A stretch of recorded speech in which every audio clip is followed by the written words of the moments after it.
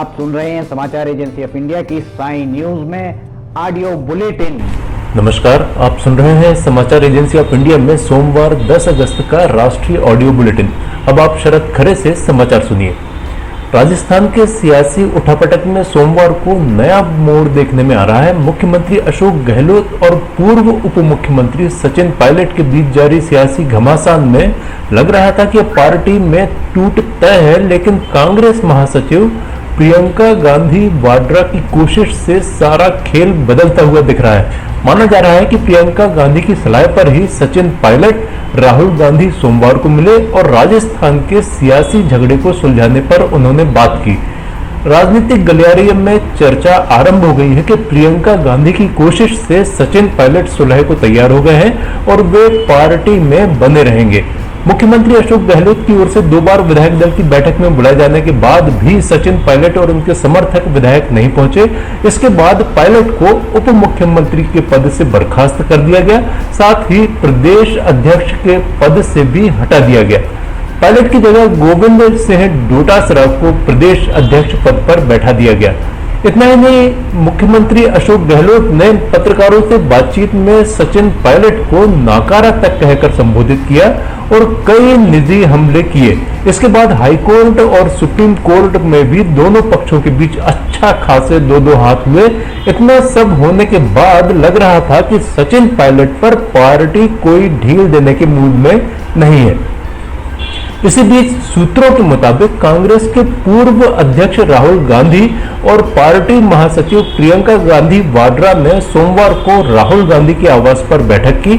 माना जा रहा है कि दोनों ने अशोक गहलोत सरकार के खिलाफ बगावत करने वाले पूर्व उप मुख्यमंत्री सचिन पायलट और उनके समर्थक विधायकों तथा आगे के कदमों के बारे में चर्चा की।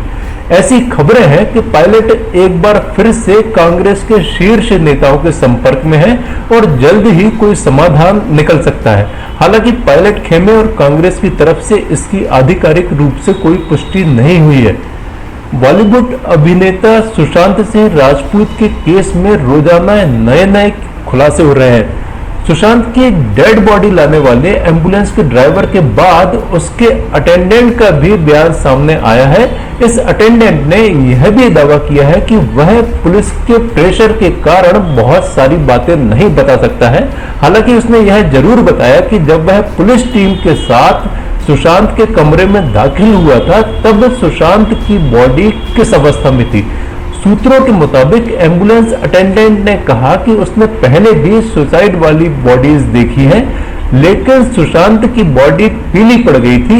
इस अटेंडेंट ने दावा किया है कि सुशांत की बॉडी के पैर न केवल मुड़े हुए थे बल्कि उन पर निशान भी थे। हालांकि यह भी कहा जा रहा है कि सुशांत ने जब फांसी लगाई तो उनके पैरों और उनके पलंग के बीच में काफी कम दूरी थी। ऐसे में जब उन्होंने फांसी लगाई होगी तो उनके पैरों पर चोट आ सकती है। वैसे फॉरेंसिक रिपोर्ट में कहा गया है कि सुशांत के गले पर मिला निशान उसी कपड़े का है जिससे उन्होंने फांसी लगाई थी। किसी राज्य के मंत्री सिर्फ 10वीं पास, सुनने में अजीब लग रहा होगा लेकिन ये सच है। झारखंड के शिक्षा मंत्री जगन्नाथ महतो वाकई में मैट्रिक पास ही हैं, लेकिन अब उन्होंने इंटरमीडिएट की पढ़ाई के लिए फिर से नामांकन लेने का निर्णय लिया है। शिक्षा मंत्री ने विभाग का कामकाज संभालने के साथ ही अपने डुमरी विधानसभा क्षेत्र के नवाडी इंटर कॉलेज में ही नामांकन लेने का निर्णय लिया है। झारखंड के शिक्षा मंत्री ने यह फैसला यूं ही नहीं लिया, इसके पीछे एक ऐसी बात है जो मंत्री बनने के कुछ दिन बाद ही उन्हें कचोड़ गई। दरअसल इसी साल जनवरी महीने में उन्होंने विभाग का पदभार ग्रहण किया। इसी बीच कुछ लोगों ने दबी जुबान में यह टिप्पणी कर दी कि 10वीं पास शिक्षा मंत्री राज्य में शिक्षा का विभाग का काम कैसे कर पाएगा, कैसे वो गुणवत्ता में सुधार के लिए कदम उठा पाएगा। इस बात ने 10वीं पास जगन्नाथ महतो को बेचैन कर दिया। उसी दिन उन्होंने आगे की पढ़ाई करने का निर्णय ले लिया था। उन्होंने कहा कि पढ़ाई की कोई उम्र नहीं होती। देश के आईएएस, आईपीएस समेत अन्य अधिकारी भी नौकरी करने के साथ ही साथ आगे उच्च शिक्षा हासिल करने के लिए पढ़ाई करते हैं। ऐसे में शिक्षा मंत्री आगे की पढ़ाई के लिए कदम उठाता है तो किसी को आश्चर्य करने की कोई बात नहीं है। जगन्नाथ महतो के मुताबिक वे इंटरमीडिएट के कला संकाय यानी आर्ट्स में अपना एडमिशन कराएंगे। उन्होंने बताया कि साल 2005 में जब वो पहली बार डुमरी विधानसभा क्षेत्र से चुनाव जीतकर आए तो पैतृक प्रखंड नवाडीह में कोई इंटर कॉलेज नहीं था। उनके प्रयास से ही नवाडीह प्रखंड में इंटर की पढ़ाई आरंभ हो पाई और अब वे उसी कॉलेज में इंटर की पढ़ाई के लिए नामांकन लेंगे। लातूर में एक सुपर स्पेशलिटी हॉस्पिटल में कोरोना का उपचार करा रही वृद्ध महिला के साथ मारपीट का मामला सामने आया है। वृद्ध महिला और उसके परिजनों ने हेल्थ वर्कर्स पर मारपीट करने का आरोप लगाया है। हालांकि हेल्थ डिपार्टमेंट ने इस पूरे मामले पर जांच के आदेश जारी कर दिए हैं। पीड़ित महिला को सांस लेने में तकलीफ हो रही थी, जिसके बाद उन्होंने ऑक्सीजन की मांग की, लेकिन नाइट ड्यूटी पर उपस्थित हेल्थ वर्कर ने ऑक्सीजन मुहैया कराने की बजाय वाद विवाद आरंभ कर दिया। बात ज्यादा बढ़ने पर हेल्थ वर्कर ने महिला के चेहरे पर किसी चीज से प्रहार किया, जिस वजह से महिला डिप्रेशन में चली गई। मारपीट की वजह से उसका चेहरा भी फूला हुआ था। फिलहाल महिला को सोलापुर के एक निजी अस्पताल में उपचार के लिए दाखिल करा दिया गया है।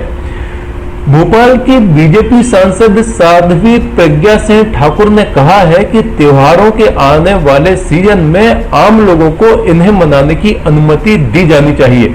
साध्वी ने कहा कि लोग कोरोना के खतरे और इससे बचाव के तरीकों के बारे में अब अच्छी तरह जान चुके हैं। उन्होंने कहा कि कानून के अंतर्गत त्योहारों को मनाने की अनुमति मिलनी चाहिए।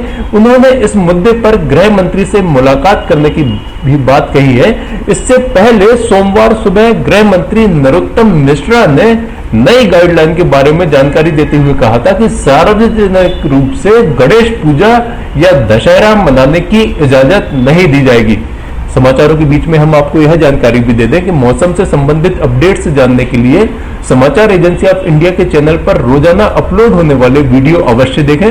मौसम से संबंधित अपडेट्स मूलतः किसानों, निर्माण कार्य करवाने वालों आदि के लिए फायदेमंद साबित हो सकते हैं। समाचार एजेंसी ऑफ इंडिया के द्वारा अब तक मौसम के जो पूर्वानुमान जारी किए गए हैं वे 95 से 99% तक सही साबित हुए हैं। इंडियन प्रीमियर लीग आईपीएल का 13वां सीजन 19 सितंबर से यूनाइटेड अरब अमीरात यूएई में खेला जाना है। वीवो इस साल आईपीएल का टाइटल स्पॉन्सर नहीं होगा। ऐसे में भारतीय क्रिकेट कंट्रोल बोर्ड बीसीसीआई नए स्पॉन्सर की तलाश में है। सभी फ्रेंचाइजी टीमें आईपीएल की तैयारी में जुट गई हैं। कोविड-19 के चलते इस साल 2021 आईपीएल के लिए होने वाला मेगा ऑक्शन भी स्थगित किया जा सकता है। टूर्नामेंट का फाइनल मैच 10 नवंबर को खेला जाना है। ऐसे में दिसंबर में ऑक्शन का आयोजन करा पाना काफी मुश्किल भरा नजर आ रहा है। एक रिपोर्ट के मुताबिक बीसीसीआई ऑक्शन के बिना अगला सीजन कराने के बारे में विचार कर रहा है। इस रिपोर्ट के मुताबिक फ्रेंचाइजी टीमें वर्ष 2019 ऑक्शन वाली टीम के साथ ही वर्ष 2021 आईपीएल में खेल सकती हैं। लगातार भारी बारिश के बाद पवित्र मानसरोवर तवा घाट लिपुलेख सड़क बंद हो गई है। गस्कू से लामारी तक बारिश के बाद आवाजाही पिछले कई दिनों से खतरनाक हो गई है। इस सड़क पर यहां हो रहे भूस्खलन से भारत चीन सीमा से सटी चौकियों में तैनात जवानों के साथ ही साथ दारमा ब्यास वैली के लोगों की परेशानियां बढ़ गई हैं। छोटी पांगला और ग्रसकू के बीच 50 मीटर सड़क पर मलबा व भूस्खलन से आवाजाही करना आसान नहीं है। गर्भाधार में 50 मीटर व लखनपुर से लमारी के बीच 20 किलोमीटर सड़क कदम कदम पर मुसीबत की सड़क बन गई है। इसके बावजूद बीआरओ कर्मी जान जोखिम में डालकर किसी तरह सड़क खोलने का काम कर रहे हैं। धारचूला के एसडीएम अनिल कुमार शुक्ला कहते हैं कि सामरिक दृष्टि से महत्वपूर्ण सड़क है, इसे खोलने के आदेश दे दिए गए हैं। पूर्व राष्ट्रपति प्रणब मुखर्जी ने सोमवार को बताया कि जांच में उनके कोरोना वायरस से संक्रमित होने की पुष्टि हुई है।